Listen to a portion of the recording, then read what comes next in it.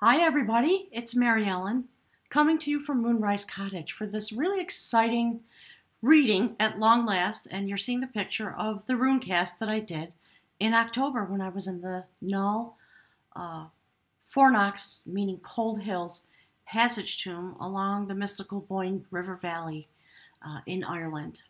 Not too far from Dublin, this little place is. So I want to just welcome everybody, and then we'll jump in. As always, I'm starting with the image. Let me just toggle over and say hi. Hi, everybody. Welcome. To those of you that are new, we have some new folks. I want to really welcome you in a heartfelt way.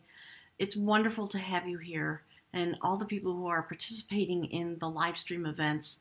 I really thank you for that. It's really wonderful way for me to deepen my process and my practice and share my gifts with you. So, for those of you who don't know, I took a journey in October of last year as a birthday present to myself. My birthday is in the end of August, and I took my daughter with me. I decided it was time, and off we went. I was there for nearly a month. It was a really blessed occasion. Mystical things happen. As always, at least that's my skew on things, right?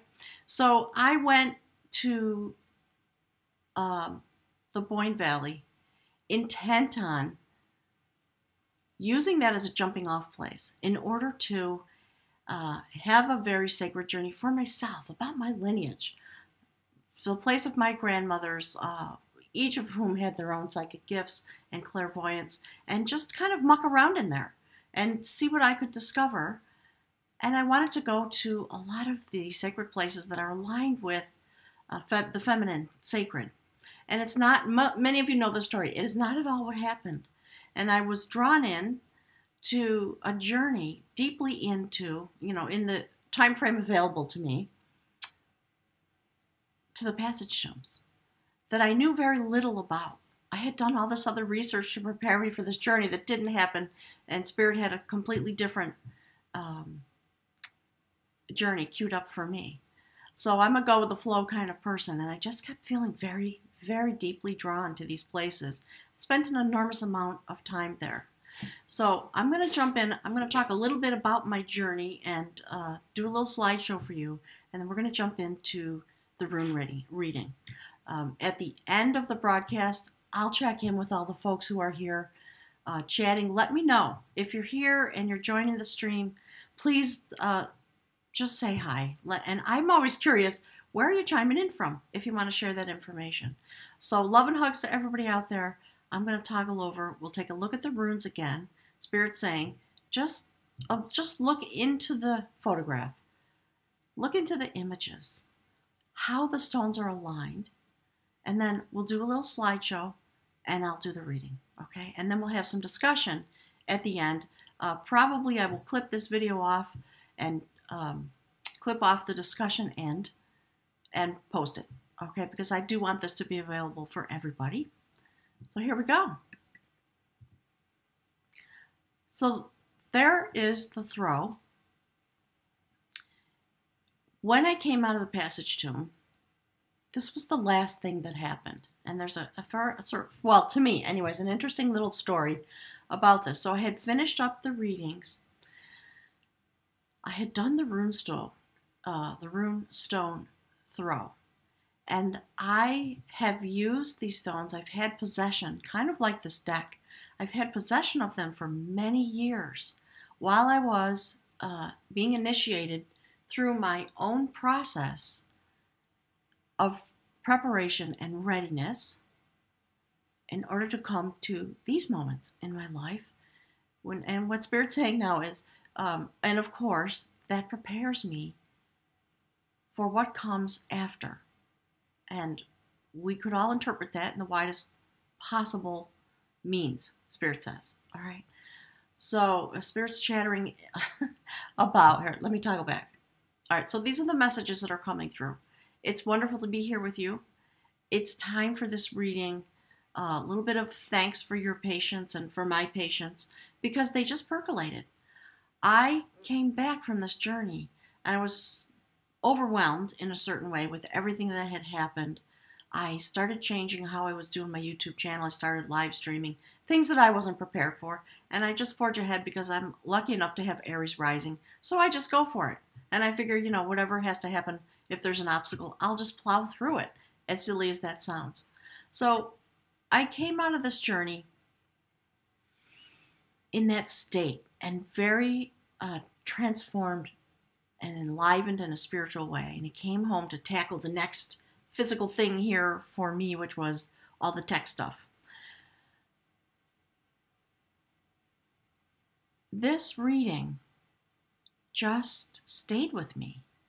The feeling of it, the presence of it, the intention of it, and I've been carrying it along with my heart and my psyche since October of 2017, waiting for the moment to arrive. And then what happened last month, as many of you know, in March, in the beginning of March, I'm in the northeast of the United States. We had a lot of snowstorms. And sandwiched in between two really intense storms that came sort of back to back, we had one day of nice weather, and a butterfly showed up here. I don't know where she came from. There is a butterfly medicine reading on my channel if you want to look into that.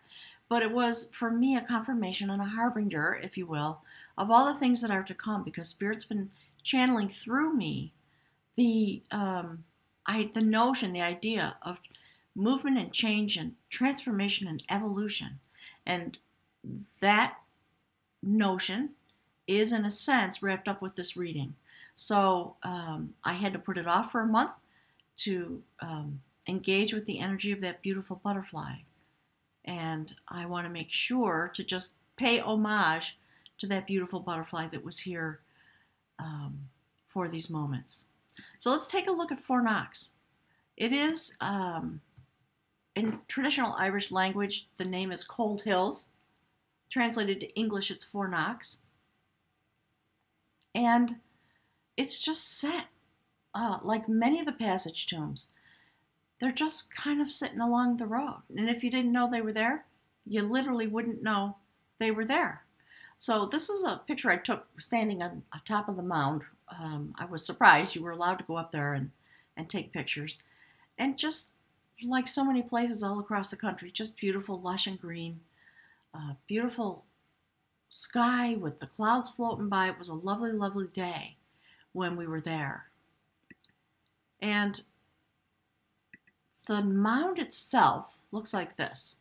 It's very unassuming, and you can sort of see the entryway there. It is fenced off to protect it. It was excavated, it began being excavated in the 1950s, I think, 1950 to 1952. And so it's been under protection of all of the Bruneboyne sites, which are UNESCO World Heritage sites. So they have some funding, they have some protection, which is good to know. When you come, you park sort of on what you're seeing here is the mound itself. It faces, the opening faces north.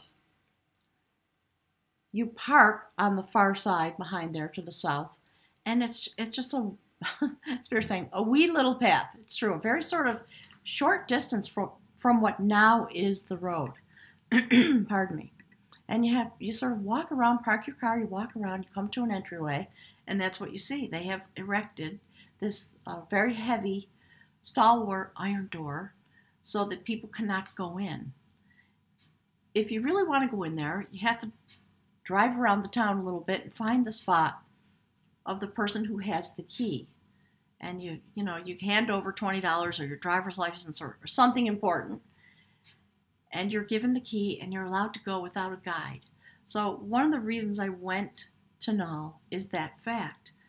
When you go to Newgrange, or some of these other sites, or Nauthiz, Newgrange and Nauthiz are very highly controlled. There's Newgrange. Very highly controlled for very good reasons, to protect them. And I think a lot of time and energy and money was spent to re-erect the white stones that cover the face of Newgrange. Many of them had fallen, and so they were replaced very painstakingly as a historical site, and the artifacts that were inside very heavily protected. So along we come to Fourknocks to have an adventure. And it was a wonderful, wonderful event. And if any of you have ever been through these types of things, it's really terrifying in a certain way. There's something about the commitment, I guess, is part of it. For me, anyway, to be standing at an entryway. And we've had a lot of discussion over the last year or so about the gateway and what it is to come through a personal process and stand at the gateway. And I think for myself, that's the experience that I had. It was really overwhelming. I had to sort of stand there for a moment, had the key in my hand, and, you know, on the inside, luckily for me, I had a lovely friend with me because I felt overwhelmed and a little frightened. So I brought along a very sweet supporter, somebody that I met in Ireland, who also had not been, and we drove along. She helped me find the passage tomb. And suddenly there we were having, or I was having, this very intense moment and asking myself a lot of questions. And many of my fears came right up to the surface, and questioning myself, and was I ready, and was I guess the word, in a sense, it's not quite correct, but in human language I would say worthy and prepared, etc., for what was about to happen in this place. So I think it took me a few moments to overcome that. Spirit's chattering in my ear. I'm sorry for the delay. So there's some discussion coming through about that idea of standing at the gateway, having been prepared. And no matter how much you prepare, there comes a moment when you have some Spirit's saying, self-contradicting dialogue, meaning sort of an internal process for which you were not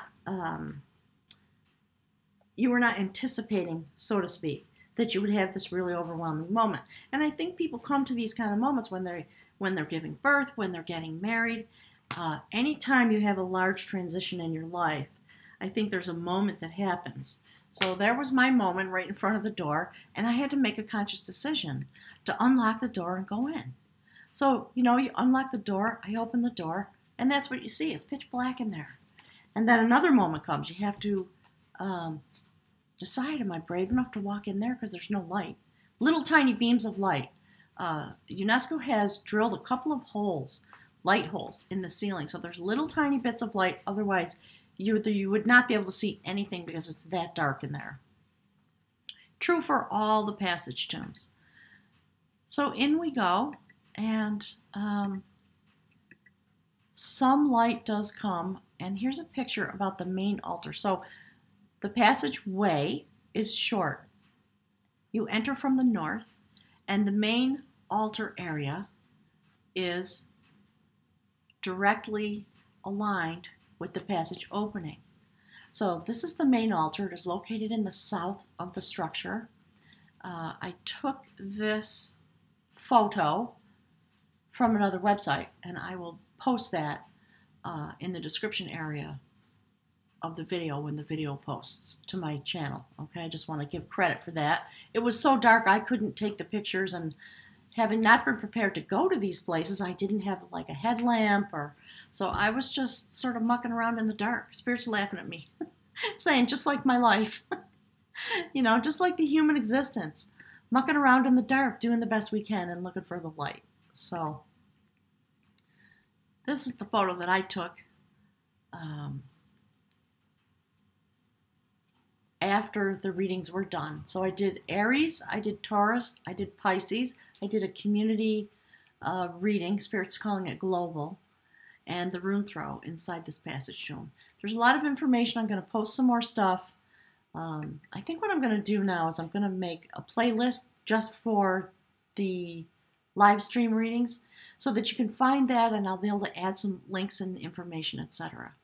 So when you walk in, you see this beautiful south-facing, or actually I should say north facing, aligned with the opening with the passage altar. It's very large, quite beautiful, and on the left and the right, to the east and to the west, there are other altar areas.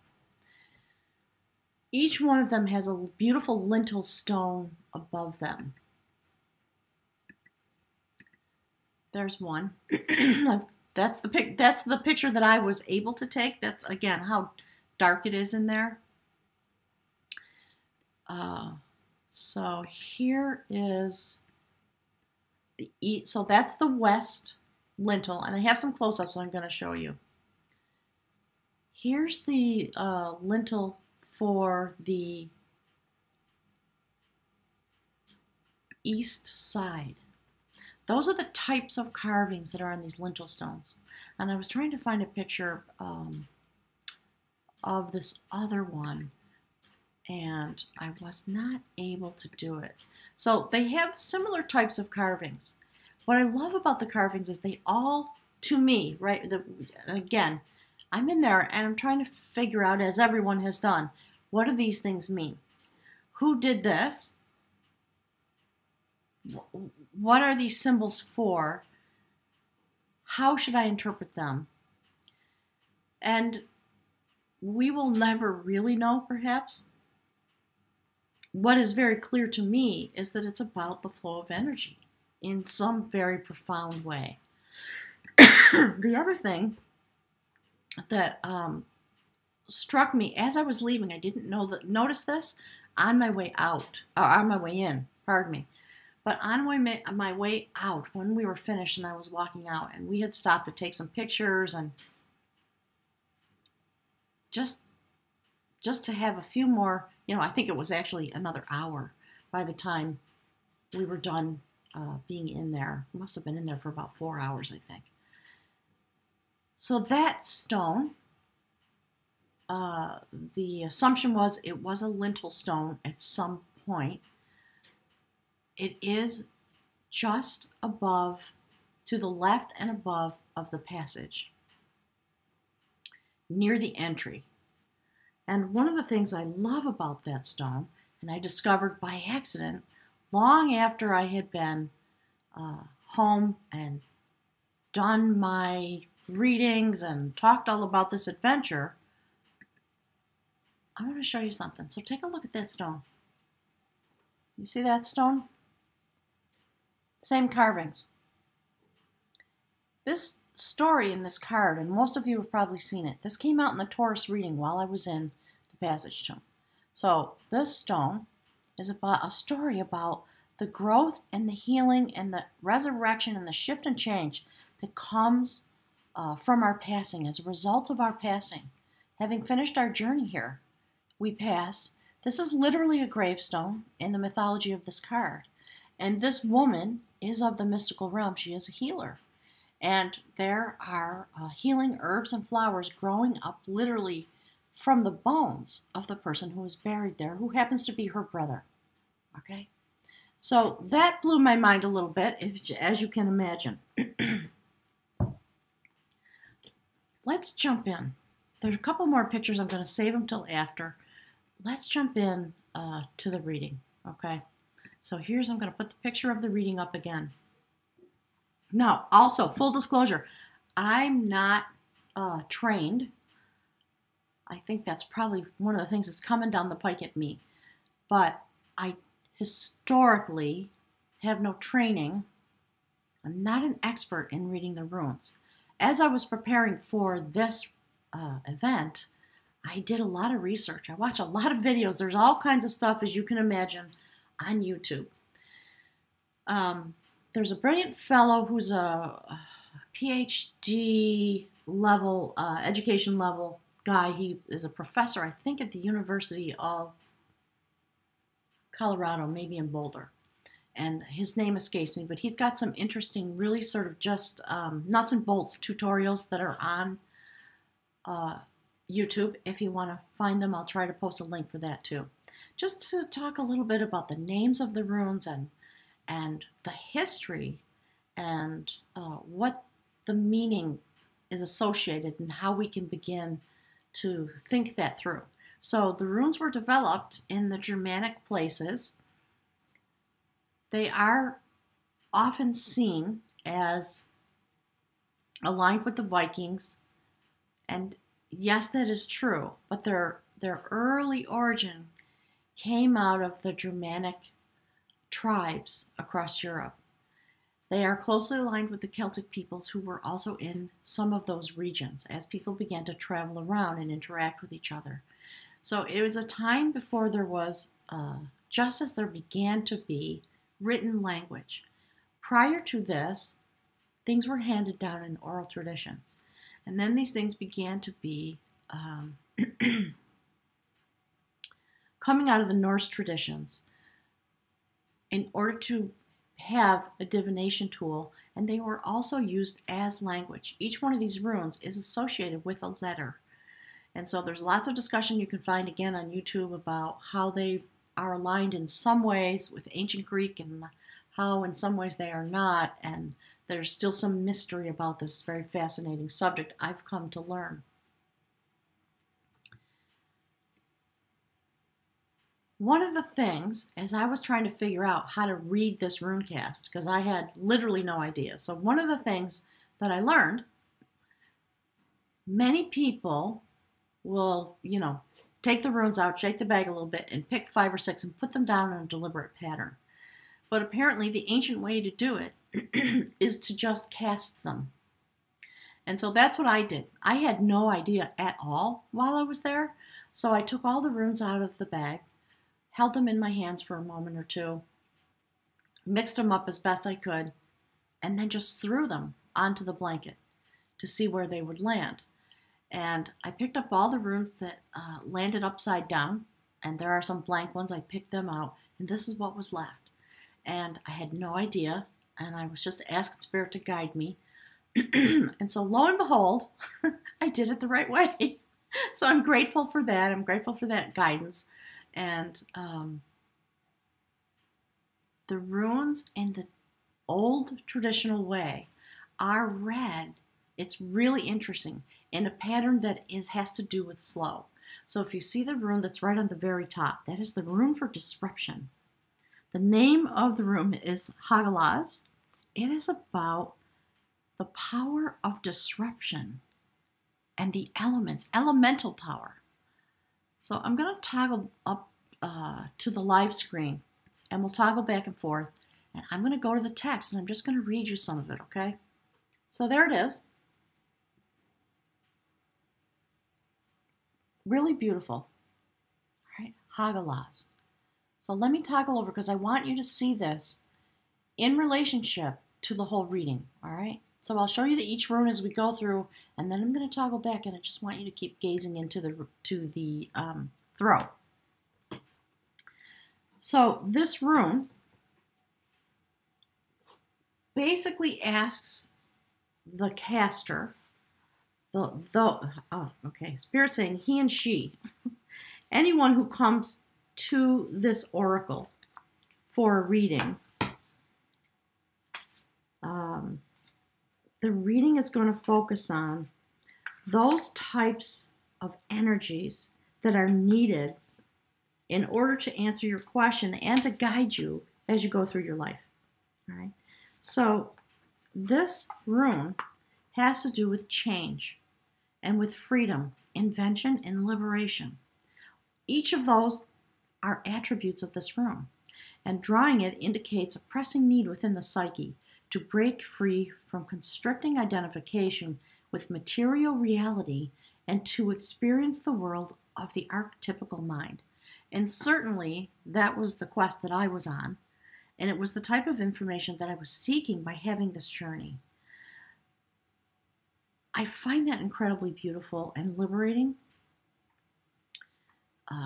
Given the framework that I was in and the frame of mind I was in, I was in the passage tomb working really hard to get beyond my fear, to get beyond my human nature, to connect with the energies that were there. And I was really frightened because I have experiences of astral travel. I have experiences of seeing people who've passed over. And so the part of me that has fear thought, boy, this could be a journey from which, like, am I ever going to come out of here? What's going to happen to me? And how will it change me? And so I was experiencing the fear of attachment to my current condition. And it's taken me several months to sort of wind through that and figure out that that was really a part of what was going on. And I would hope and pray that if I ever get a chance to go back, I will struggle with that less so that I will be more clear as a channel. But it was a really terrifying and interesting experience to have. So no surprise that this came out. And I think the reason it's standing there in the position that it's in is that Spirit was talking to me and acknowledging that I was there and what my quest was and what I was going through the moment. Really interesting. And the way in which, because I'm using my channeling abilities to make videos and be on YouTube, the way in which these concepts affect everyone. So messages for us all, Spirit says. So the rune of elemental disruption of events that seem to be totally beyond your control. Hagalaz has only an upright position, and yet it always operates through reversal. When you draw this rune, expect disruption, for it is the Great Awakener, capitalized. Although the form the awakening takes will vary.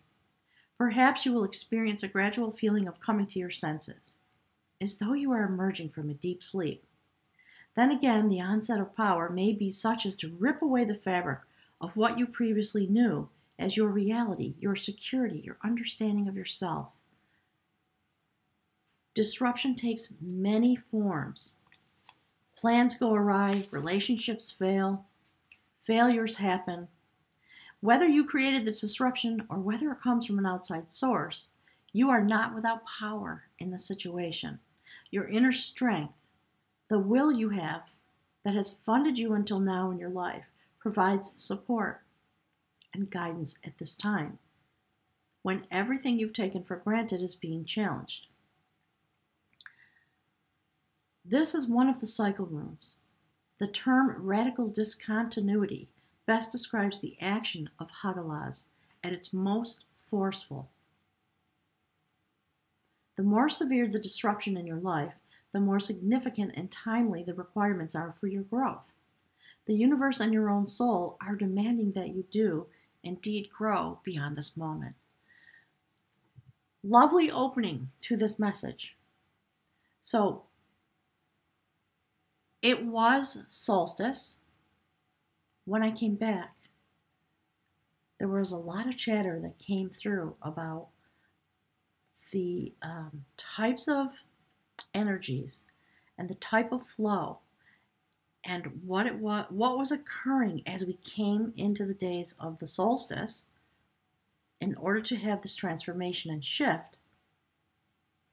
And so Spirit saying to me, and there was a reason that the messages came out from the passage tombs. Next time I go, I'm hoping to go again this year. I'm going to revisit some of these places and have the other half of my journey. So I'm looking forward to that. Spirit's telling me, yes, I can do that now. So the next rune is the rune of constraint. And it is in partnership with this idea of disruption and discontinuity. So constraint is about, the name of the rune is Nauthiz. Let me toggle back and show that to you. Here we go. Oops, sorry, wrong way. Okay, so this rune, pardon me, is about a similar theme. Spirits tell me they complement each other in general and in this reading. And it has to do with the flow of this type of energy in order to assist the journey of elemental disruption. It's pretty interesting to me now that I'm, finally allowing the reading to come out. having been wondering all these many months. So this is about the necessity of learning to deal with constraint. That is the lesson of the rune Nauthiz. The rune represents the obstacles we create for ourselves, as well as those that we encounter in the world around us. Both can be equally difficult to handle. So what Spirit's saying is the idea of disruption and elemental power and the constraint that comes with that in a necessary way is a continuation of that state of being in order to help us identify our shadow side, the repressed sides, the places where growth has been stunted, that results in weaknesses that are often projected onto others. Very interesting. So the guidance is don't take the world personally. Work with the shadow side. Examine what it is in your nature that attracts hardship or misfortune to your life. When at last you can look upon the notion of constraint with a smile, you will recognize that the troubles, the denials, and the setbacks of your life are your teachers, your guides, and your allies. The need for constraint at this time is unquestionable. Drawing this rune indicates that there well may be holdups and reasons to reconsider your plans carefully. Clearly, there's work to be done on yourself. When fishermen can't go to sea, they repair their nets. So let the constraints of the time serve you in righting your relationship to yourself. Be mindful that rectification must always come before progress. And as always, consider the uses of adversity. It's interesting because as I came out of the passage tombs and I came back and started doing the readings, there was a lot of chatter about healing and about the difficulty of the year and the place into which we were growing.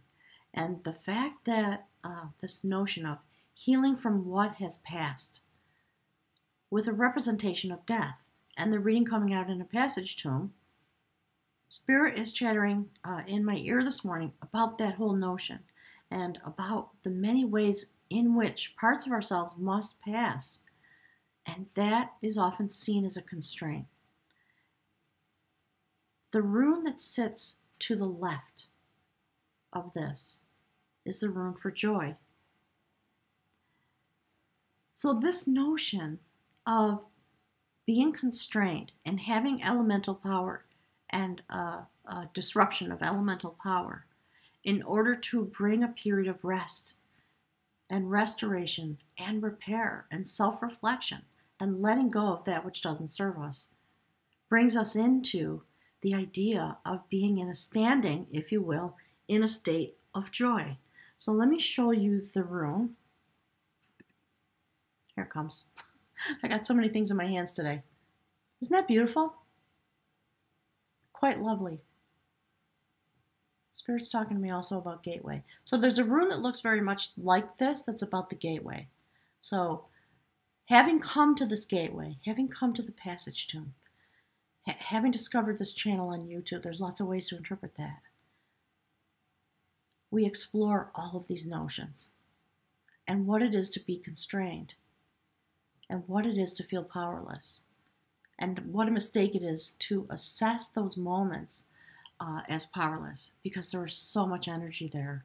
It is a moment that brings us into a state of joy if we can utilize it in good faith, Spirit says. Okay, so let's toggle back. The very next rune is the rune called Laguz. It is about flow and water.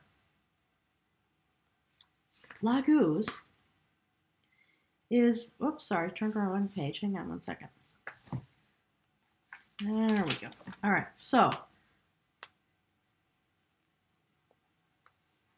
coming into the state of joy, into and out of this notion of disruption and constraint and repair and release. The flow of this reading is working in the direction to the left. It's very interesting to me. And when I was in the passage tombs, the plants grow counterclockwise in circles. The grass grows counterclockwise in circles. And the reading is coming out in Spirit saying, keep saying to the left, all right, to the left, to the left. It's how the flow goes. Against the grain, Spirit saying.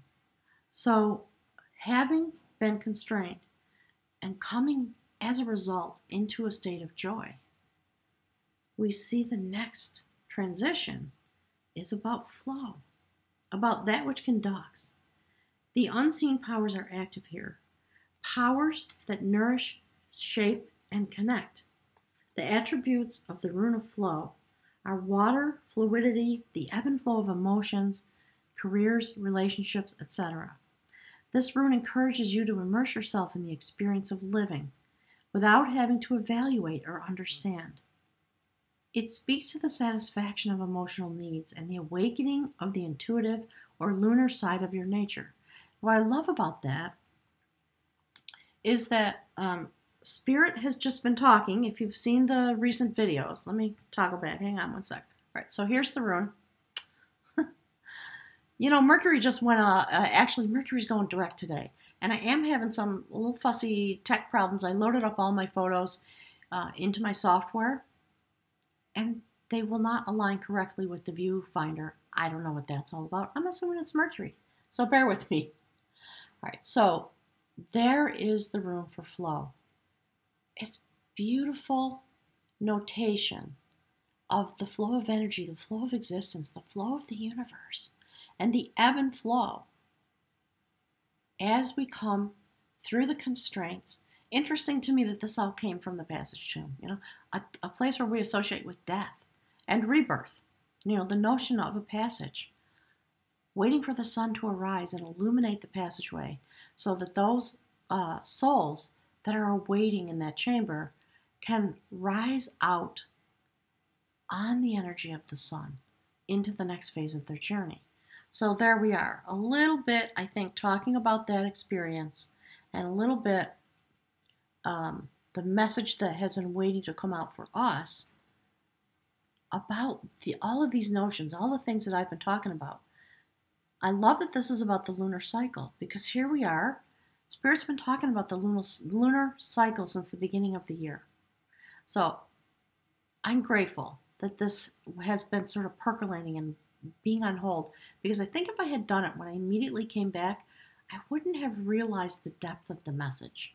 So I'm just thanking Spirit that the message is coming out in the moment that it was meant to, despite all the things that I was worried about.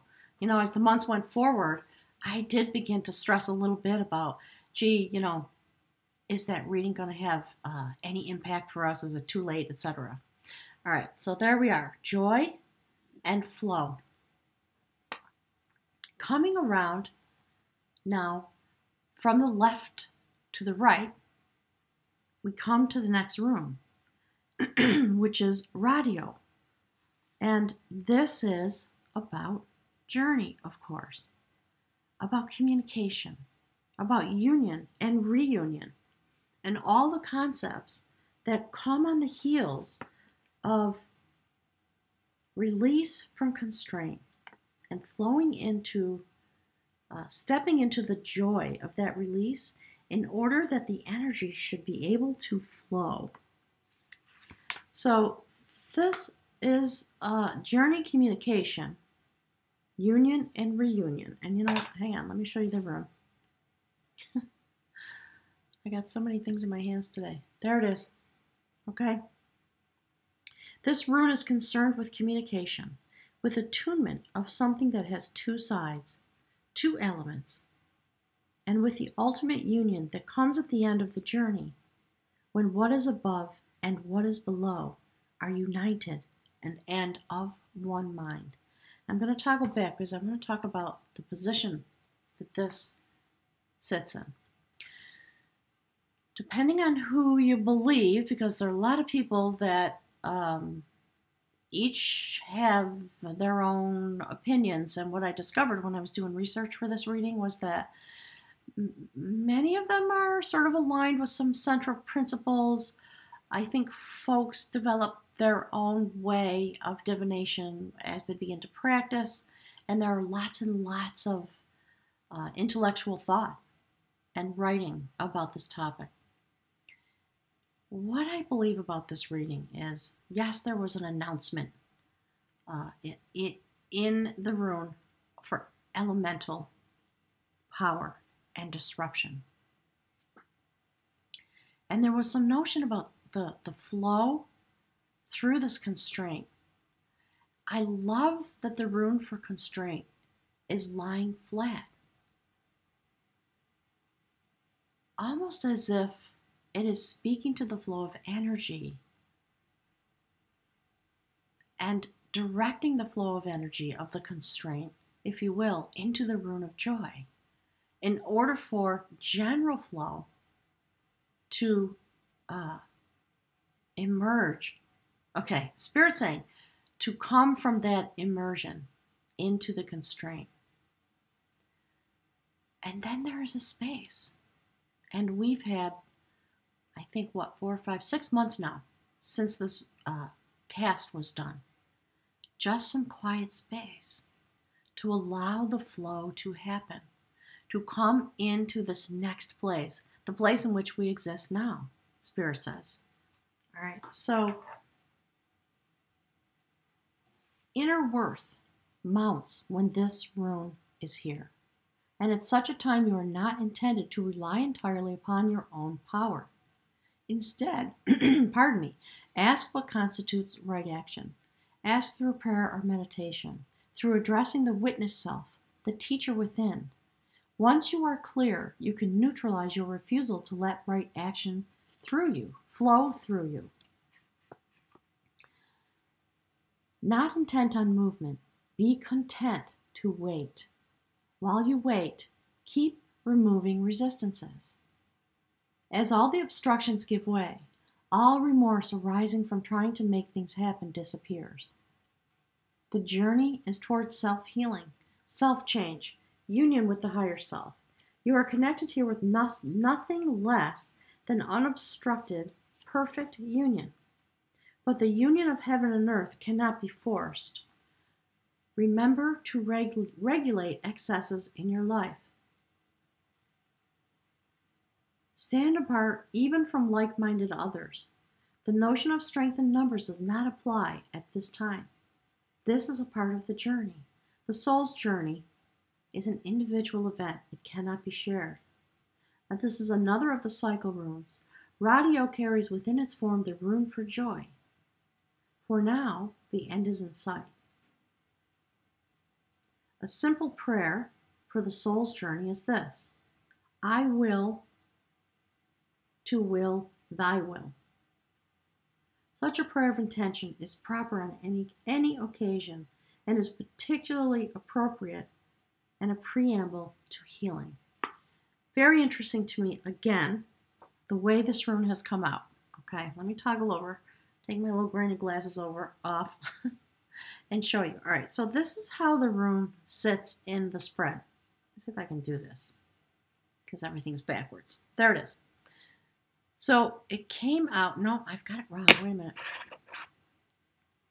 There we go. Came out like this. I don't know if I can do this. Let me see if that does it. Oh, it's still backwards. There it is. Okay, so that's how it came out of the throat. Very interesting. With the notion of joy and flow pointing down to the rest of the reading, but clearly having a separation of space from what had been, from the place that we had come through, leaving this mysterious space in the reading. I could not find any way to interpret that online. I looked and looked. I asked as many people as I knew. If there's anybody out there that happens to stumble upon this, I would really like some teaching. If you know about these things, please contact me. Okay? There's a link to my website. I always forget to say that. On my YouTube channel, on the landing picture, there's a link to my website in the description below all the videos. All the information for readings, etc. are there, including my contact information. Okay? So you can look below the video and you'll find that information. There's a link there. Just click on it. So let me toggle back. again, because I think what's most important is for you to see this in connection to all the other things that have come out. So, given the traditional way that these things, this as a written language, the runes cycled from right to left. And that's why I'm doing the reading in the order that I am. So now we will be dropped down and we'll read from right to left again. Okay? So the very next rune is Jera. This is the rune of harvest, of fertility, and it's about the season of 1 year. So it is instructing us about the outcome, if you will, for this notion of having been constrained, having come through into a place of joy as a result of the work that happens in the constraint, coming to a place of flow in order to have union and continue our journey in communication directly aligned with the sacred realm. Standing alone in that place, allowing yourself to stand alone. Spirit saying, like the moment I had at the gateway, at the doorway, I was alone. I had a friend with me, but believe me, I was alone. And I was frightened and very excited, and all the other things I described, all this human emotion coming to the surface, really overwhelming. That's what Spirit's talking about. Okay? So in this notion of 1 year, and I think now I'm going to take a leap, I guess, and I'm going to assume that part of the reason this has been waiting is that there is sort of a new tone, a new tenor, a new type of message coming in about 2018. So this notion of harvest and a fertile season over the next year, this rune Jera is about beneficial outcomes, and it applies to any activity or endeavor to which you are committed. Be aware, however, that no quick results can be expected. A span of time is usually involved, hence the key word 1 year, symbolizing a full cycle before the reaping and the harvesting or the deliverance. You have prepared the ground and planted the seeds. Now you must cultivate with care. To those whose labor has a long season, a long coming to term, Jera offers encouragement of success. Know that the outcome is in the keeping of providence and continue to persevere. So I love this wonderful notion. There's not a lot written about this rune, at least in the book that I have. It's very short, and basically it's just telling us to be mindful, and that patience, if you will, is essential for the recognition of your own process, which in its own season leads to the harvest of the self. And then to the left of that, coming right away, after that season, as a result of having the patience and doing the cultivation and taking the time, Spirit's saying, sometimes it doesn't benefit you to push yourself and expect yourself to be in a place other than the one in which you're standing. The result of that work is movement. And the very next rune is about movement and progress and the power of the horse, the notion of horse. The name of the rune is Eihwaz. Let me toggle back and I'll show it to you. Okay. Oh, and you know what? I apologize. Getting so excited I forgot to show you that one. So that's the rune for harvest. Okay. And then right on the heels of that, Spirit's saying, of course, look at that. Movement, progress, the strength of a horse, the speed, the swiftness, Spirit's saying. When the time is right, the movement comes and it feels rapid. Okay? So, Eihwaz is a rune of transit, of transition and movement, physical shifts, new dwelling places, new attitudes, and a new life. It also signifies movement in the sense of improving or bettering any situation. There is about this rune steady progress, gradual development, accompanying notion of growth through numerous shifts and changes. This could apply to the growth of a business or to the development of an idea. Moral effort and steadfastness are called. When you draw this rune, it is another of the cycle runes. So very interesting that the other message is buried in this. We have a lot of cycle runes here. And it is about moving through the paces of the journey. The stages, rather. Sorry. So one of the things it says is, as I cultivate my own nature, all else follows, of course. And we all know that, I think. The rune symbol is the horse, and it signifies the bond between horse and rider. Bronze Age artifacts showed a horse drawing the sun across the sky. And here Eihwaz is saying, you have progressed far enough to feel a measure of safety in your position. Now it is time again to turn and face the future reassured. Prepare to share the good fortune that comes your way. This type of sharing is significant since it relates to the sun's power to foster life and illuminate all things with its light. Interesting. So look at the very next rune below that. We're cycling, again, the energy is cycling through Jera, which is about harvest, into the notion of movement and progress. Cycling down from left to right.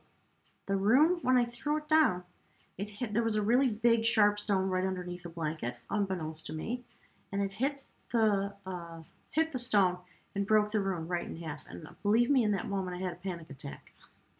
I've calmed down about it now. Spirit's saying it's just what happened. Don't worry about it. But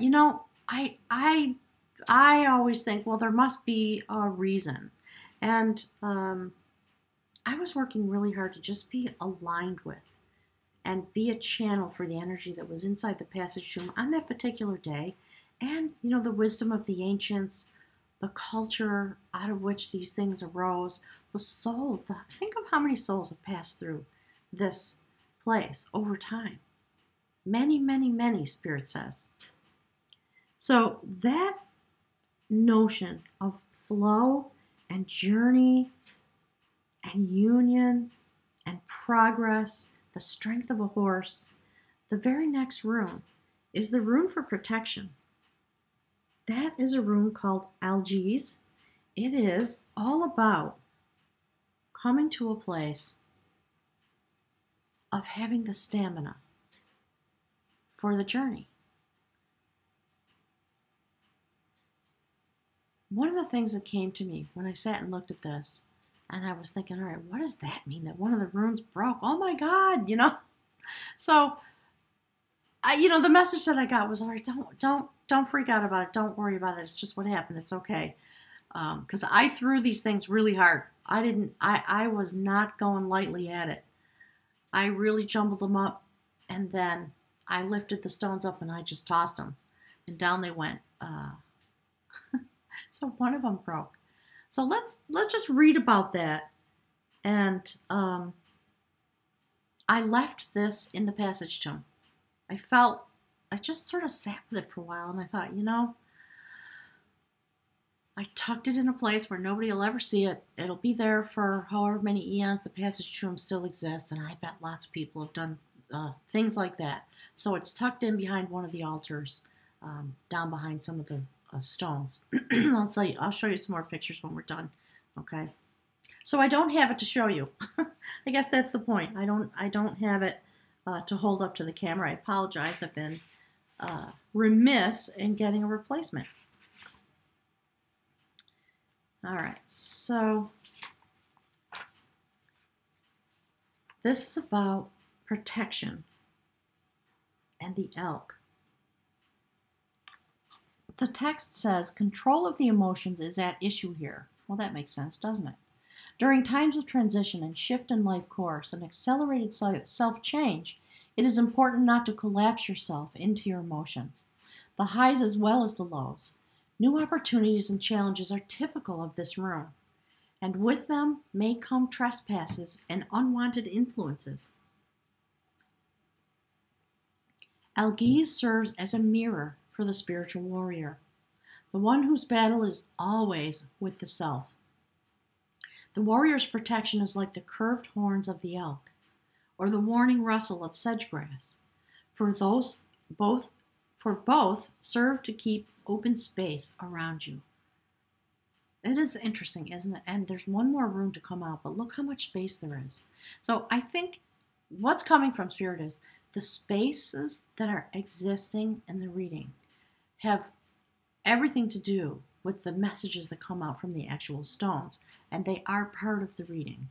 So the fact that we're talking about having some space around you, about standing in your life as a spiritual warrior, facing the challenges, and this room is in, Spirit's calling it a prosperous position, yet standing alone. I love it. Remain mindful that timely right action and correct conduct are your only true protection. If you find yourself feeling pain, observe it. Stay with it. Do not try to pull down the veil and escape from life by denying what is happening. You will progress as you are meant. Okay? So, if we want to read into the fact that it's broken, certainly I, as a human being, went there seeking my own healing. The places in which inside of my journey, which have caused me to feel broken, etc., etc. And I think there's a message about, we're going to feel broken sometimes, but don't you worry. You're standing with this elemental power and this idea of the assurance of progress, knowing that you are protected. So the final rune is the rune for strength. Its power animal is the ox, and it has to do with manhood and womanhood. The name of the rune is Uruz. And I love that it sits in a way that is reaching far out into the future. So the things that are on the right-hand side are indications of future events, future energy, where in the direction in which we are going. So this reading is about the situation that we're in. The movement of the stones. Interestingly enough, the spaces and the movement move toward the future, and the outcome is the future. And like I said, it's been 6 months since I did the runecast. And in my complete ignorance at the time that it happened, I did look at some of the stones and the way they were placed, and I thought, how am I ever going to figure out what that means? And Spirit's telling me, that's all it's about. This is about having arrived into a place, standing ready for the great changes that were about to come upon us, leading us into the future. So let's take a look at that. And you know what? I'll show you. Hang on a second. I'll show you the stone. Here it is. Okay. So let's see. This is the rune of terminations and new beginnings. Drawing Uruz indicates that the life you have been living has outgrown its form. There you go. I'm laughing. I feel like, okay, that's it. I'm done. Thank you, Spirit. Thank you. It's astounding to me. And yes, we can relate this to everything that happened in October. But the fact that this relates to this current moment and the types of readings that have been coming out since the turn of the year and in the last 2 months especially, I love this. So I'm just going to express my joy and gratitude. I'm going to toggle back so you can see it in relationship, and I'll finish reading from the text, okay? All right, so this is the rune of terminations and new beginnings, indicating that the life you have been living has outgrown its form. That form must transform so that the new energy can be released in a new form.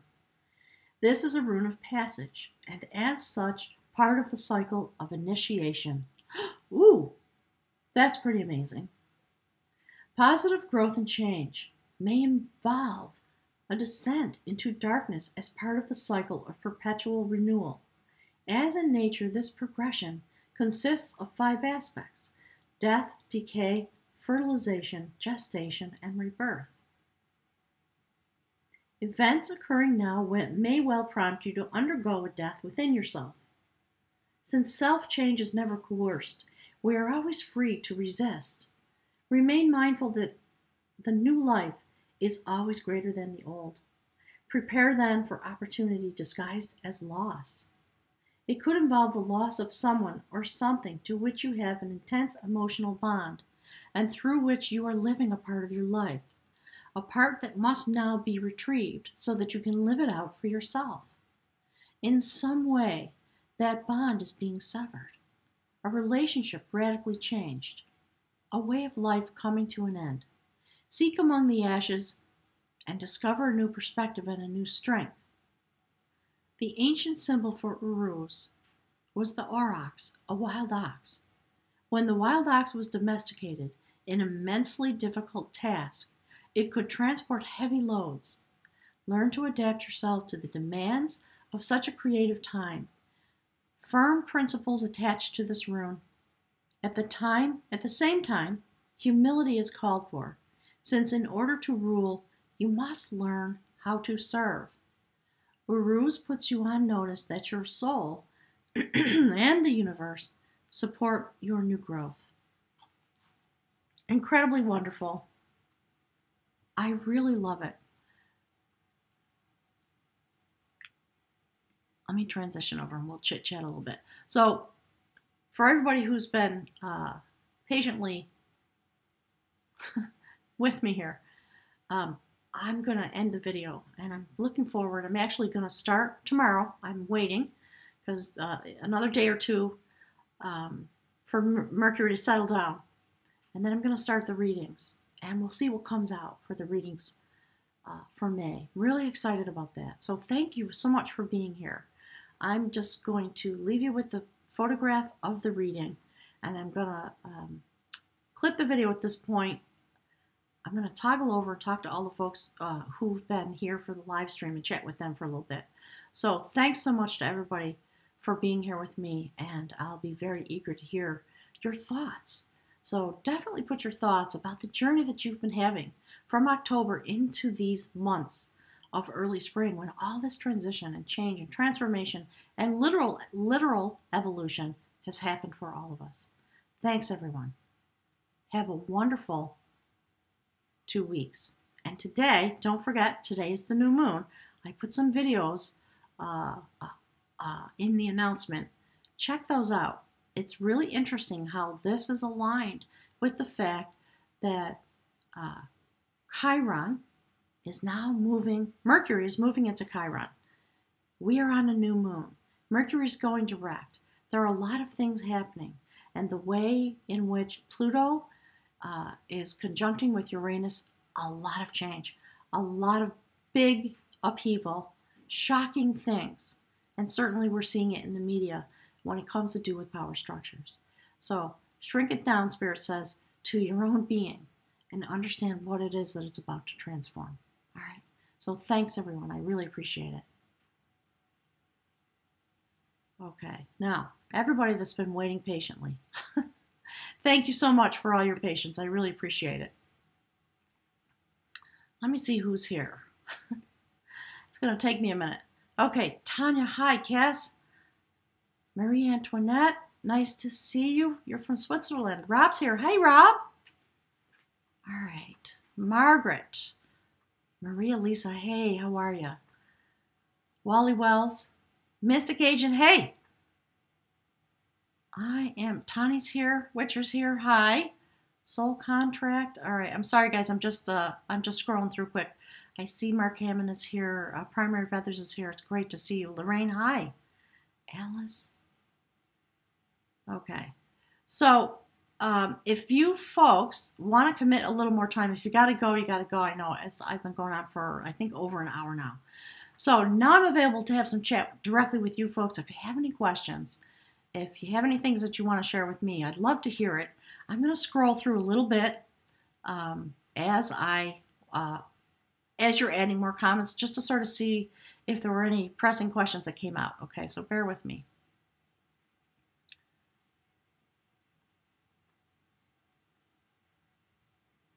Okay, Marie Antoinette is saying the symbols are the same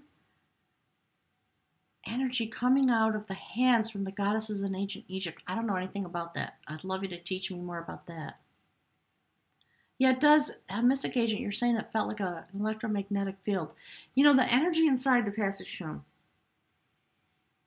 so intense. I really do want to go back because I was so frightened because it was so intense in there. And given my own nature and my own set point, I really did. I thought, you know, I might have an astral travel experience and be in here for 3 days. You know what I mean? I just thought, well, and I have another person who came with me. I didn't want to hold that person up, but it was an intense moment. And I don't know if she's here today. I hope so. Oh, Witcher, you're sitting in the reading room reading of the local occult bookstore, reading a book on runes. There you go. That's good. How about that for connection? That's pretty good. Soul contract. Hi, you're a Virgo. Yeah, the gateway is intense, isn't it? Wally is talking about that. It's this moment, and you could probably hear it in my voice, even talking about it. It was such an intense moment. And what's coming through in the experience that I had, it's a moment of decision. It's life-altering, and you know, when you walk through whatever was going on before this moment, that's over.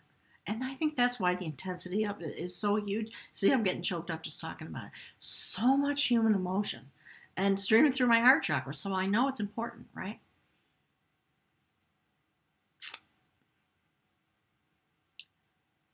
Squishy Home 1 is hi. Oh, hi from Norway. Hi. Hi, Ingrid. Good to see you here.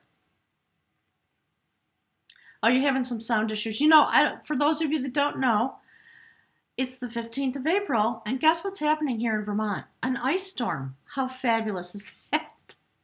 So the Earth is trying to spin, but whatever's going on, I think, sadly, it's global warming.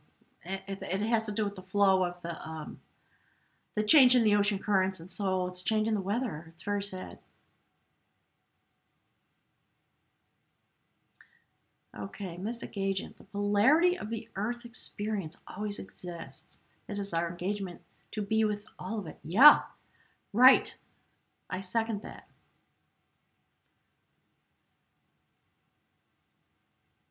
Carrie, hi.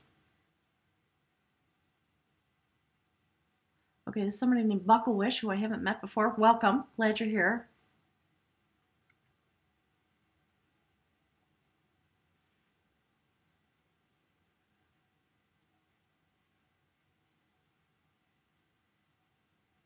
Gia, hi. Hey, Chad. Glad you made it. All right. So, I'm just going to keep scrolling down here.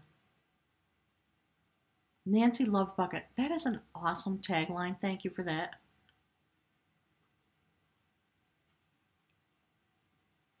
Okay, so I'm going to just one more minute. I think I've gotten to the bottom of the text for the chat.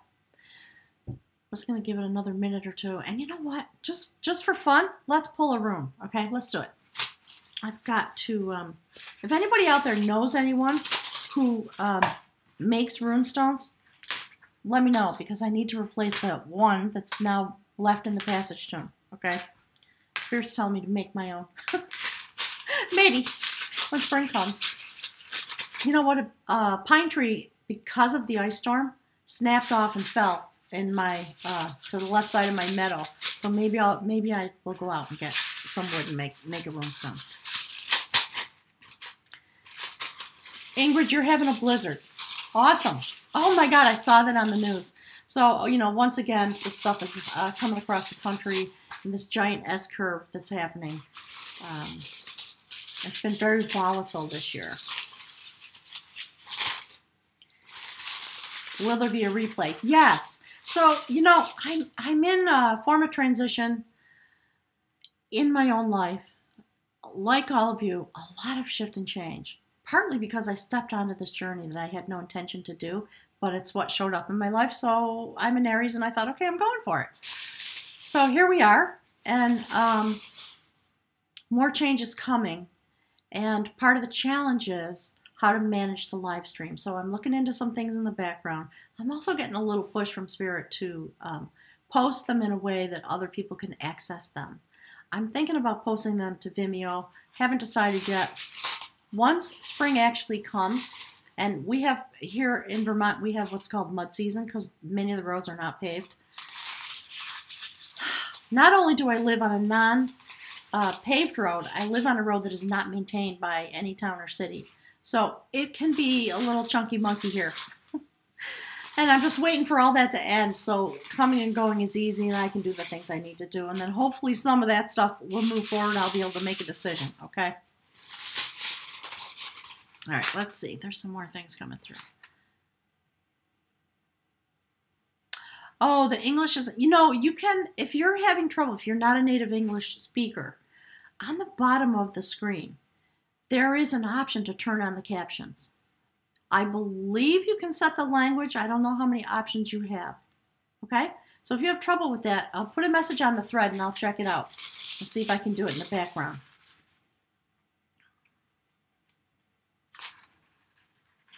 Yeah, Witcher, things are moving, aren't they? In a big way. Same here. I haven't gotten stuck in the mud yet, so that's always a fun relief, I guess. Oh, good. You know, Witcher, I'm seeing your path. I'm seeing your progress. I've been here, and I've watched your videos, by the way. I went to your YouTube channel. Good on you. Keep going. And, you know, isn't it amazing with how, even though we know what we know, we're human. We need affirmation. We need that external source to shore up. And it's one of the things that I have been working with, the energy of who am I and how do I know and why should I be on YouTube and blah, blah, blah. And I'm getting ready to take the next leap in this journey for me. It's going to be a big one. And once again, I'm a little bit afraid. I don't know how to pull it off exactly, but and you guys are the first to hear this, I think, I am going to start doing initiation ceremonies here. And people will be able to come and spend time at Moonrise Cottage.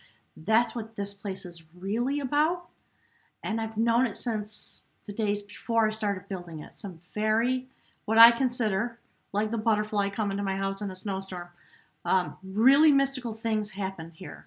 And Spirit's kind of pushing me in the background. Maybe it's time to tell the story of this place. Not so much me, but this place, what it's for, and the fact that I had to be willing to step in before the destiny unfolded. I had to stand at the gateway and step all the way in despite my fear and fear of failure and all that stuff, fear of all the things I don't know how to do, like run the computer and whatever. So go for it if you're out there. I've talked to a lot of people who are initiating practices that have to do with,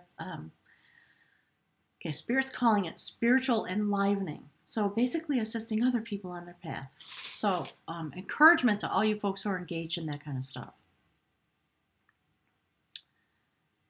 Okay, thanks for the gratitude. Yeah, poor Mother Nature. Good gracious.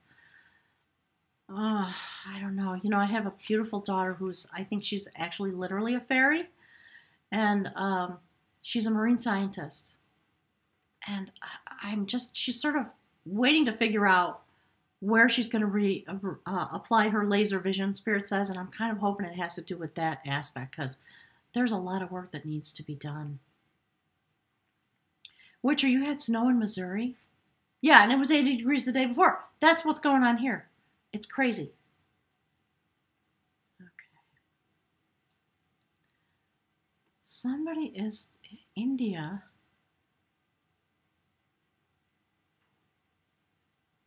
Oh, you're talking about Mars and being frozen. Capricorn square. Yeah, there's a lot. I'm not an astrologer, you guys, but, you know, I do look. There's a lot going on. It is an intense time. Mercury and Saturn and Chiron and Pluto and Uranus. There's spirits using the word kapow. It's awesome, right? I try not to get into politics, but you guys know what's going on in politics here in the United States. And although it's very painful on some level, it just makes me laugh because I think it's a total reflection of all the predictions that have come out. And think of the people that are involved, the type of shift and change, right? Radical constraint. That's no joke. It's forcing them to stand still and look within. They might never get to a place where they speak it out loud, but rest assured it's happening. So that's the kind of notions that give me hope in these moments, okay? All right, let's see. Let's see if I can move the whole page up. There we go. All right. Oh, gosh, there's a lot more there than I thought there was.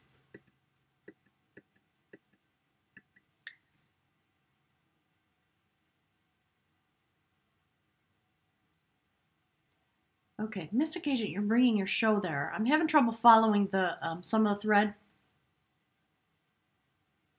Hey, Suze. Please come and cut my hair. Can you come to Vermont and give me a haircut? You know, I said I was going to cut my hair all off. I never did it. And all of a sudden, as the weather's getting warmer, I'm thinking, you know what, it's kind of time.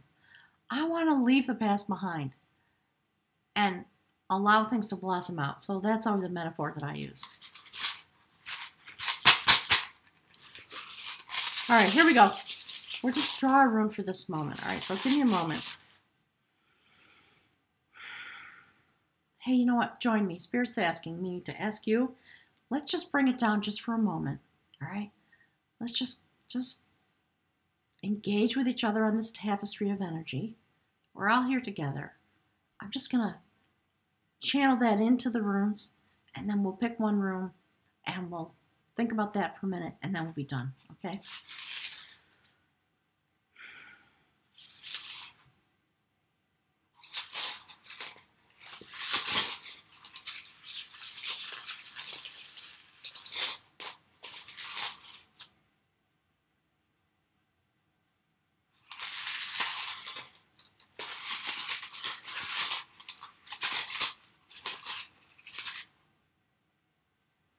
There. Okay, check it out. I gotta toggle back to my software. Hang on. Or I can't see what I'm doing. It's the weird. This is the sort of the weirdest experience. All right, there we go. Look at that. That's the rune for joy. Okay, so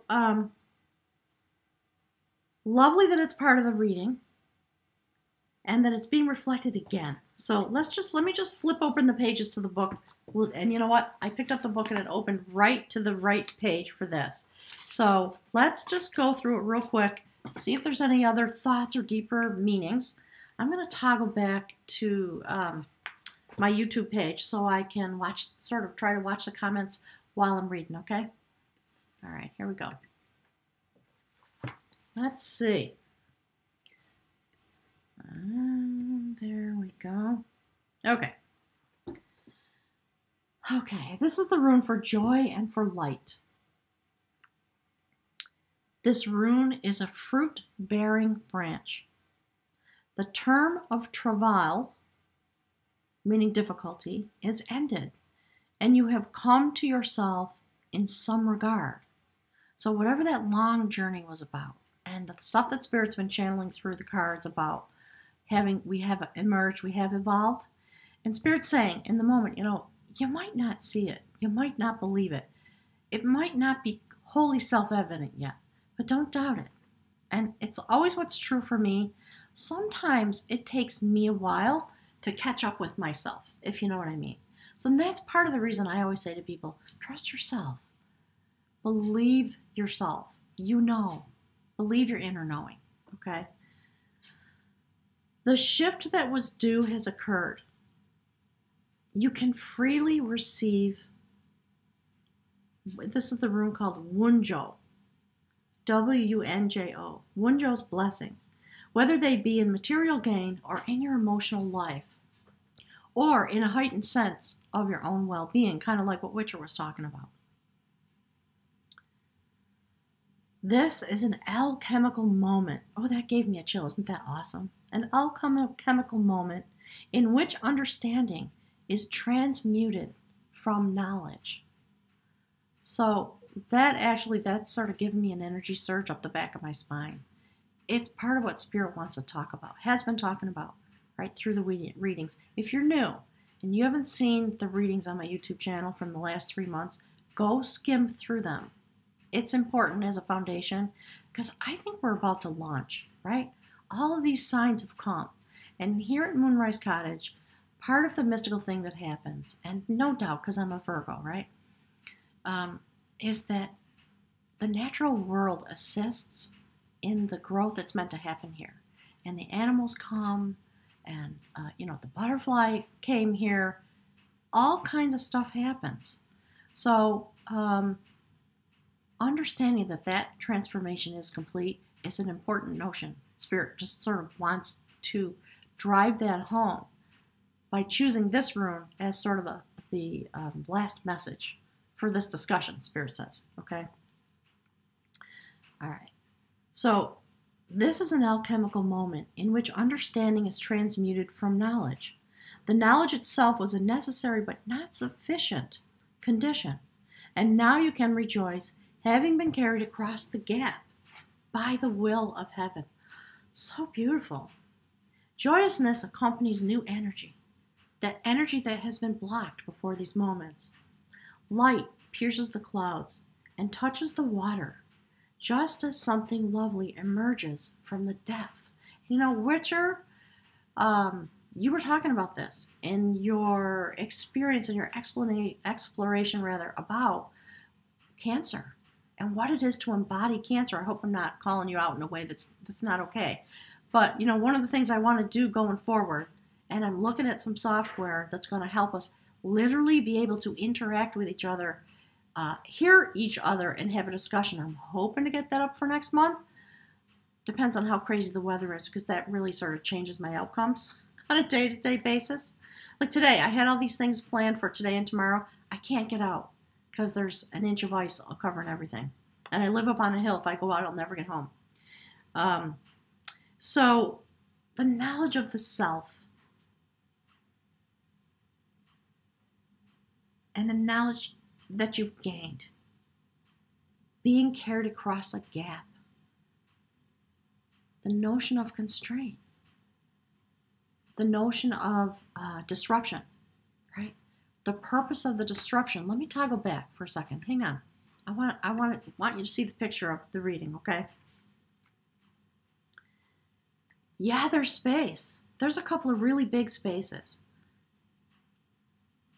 Okay, Spirit's talking about the unknown, right? So there we are. We were, me as the person carrying the energy for all of us, going into this place because I have made a commitment to do whatever it is that I can do and that I'm meant to do to bring us all forward as a way of sort of turning the wheel, right? I mean, in my younger life, I was obsessed with world peace and all those kind of things.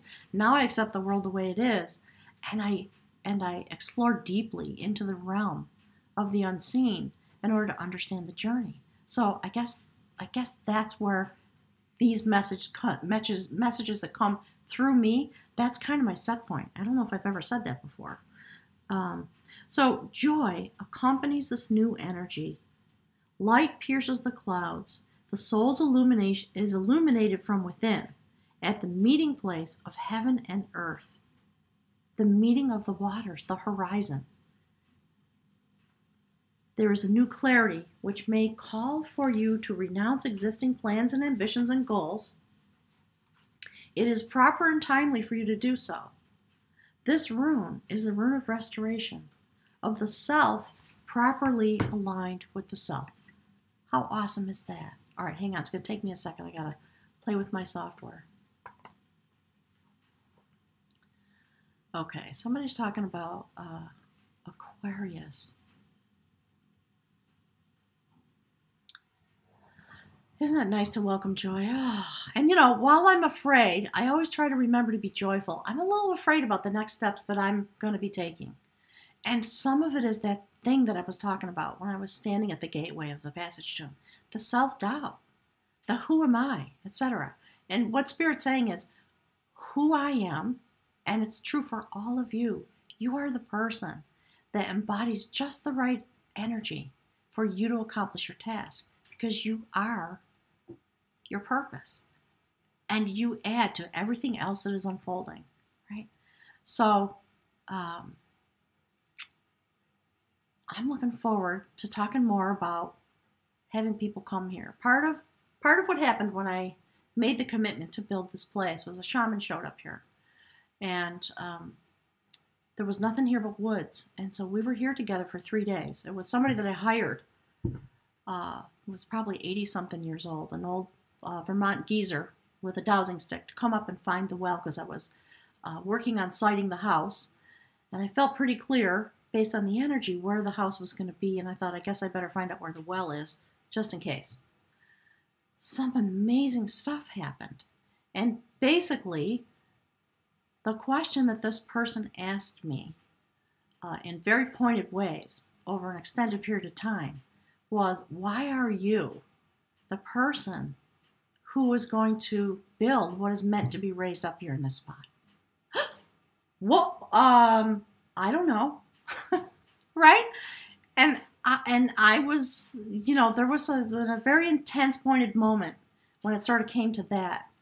And the answer is, because I'm the one who's willing to do it. And something magical unfolded. That's the right answer, I guess. It has nothing more than that. I am my purpose. I serve a purpose for myself and for everybody I come in contact with. And so do all of you. And that's part of the message of the tapestry that Spirit's been talking about, okay? So I'm getting ready. I'm looking forward to beginning to be able to have people come here. This spot, so I've been told, was a place where ancient meetings happened, sort of in a tribal way. It is sacred ground, and it's the ley lines and the quartz and all the stuff that is happening on this property give it a particular type of energy. All right. So I'm not going to launch into that too much more in this moment, but maybe that will be the topic of the next live stream. So do me a favor, all of you who are on the live stream notification list, please do send me some emails and tell me, going forward from here, what is it that you want to talk about on the live stream? Is there a topic you want to explore? Are there readings you want to have come out? Because we now have made this bond with this sharing of energy. Okay, Spirit's talking to me, sorry. The part of you that is meant to bring energy forward can inform the group. So don't hesitate with that kind of information. I'd love to hear it. So I'm preparing in the background. I'm meant to have constraint today and disruption so that I can sit still, I guess, having come through this reading, so it can just sort of percolate deep into me. So I'm going to wrap it up. Thanks, everybody, for being here. And as always, for just showing me so much love and respect and encouragement. I'm human. I need it. I face my own uncertainty every day. And yet we go forward. So I just want to leave you with that and just send you all love and hugs and deep, deep thanks. I'm going to take one more peek at the messages, and then I'm just going to say goodbye, okay?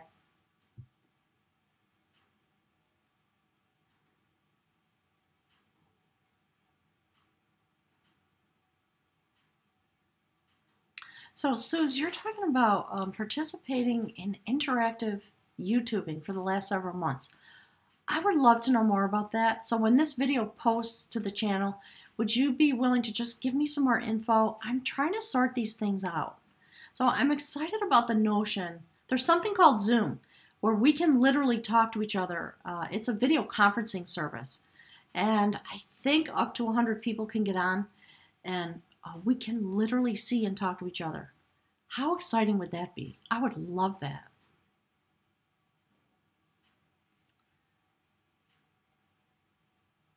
Tani, hi, honey, taking off fueled by love. Yep. And thank you, Tani. I hope you're doing well. Chad, thank you so much. Oh, primary feathers you've used soon? Hey, let's chat. All right, let's do a Skype chat. I think I still have you on my Skype list. So let me know when you're available because I want your feedback about that. All right. It's a paid for service, so I don't want to buy a contract until I know. And if there's anybody out there that would be interested and willing in helping me play with it, let me know that too because I'm going to have some time to check it out.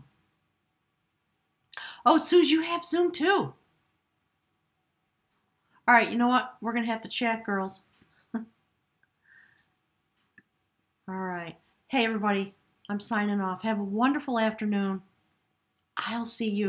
Well, I'm going to start making videos in a couple days, and hopefully sometime in May, I will get, or before the next reading, and shoot, I forgot to look.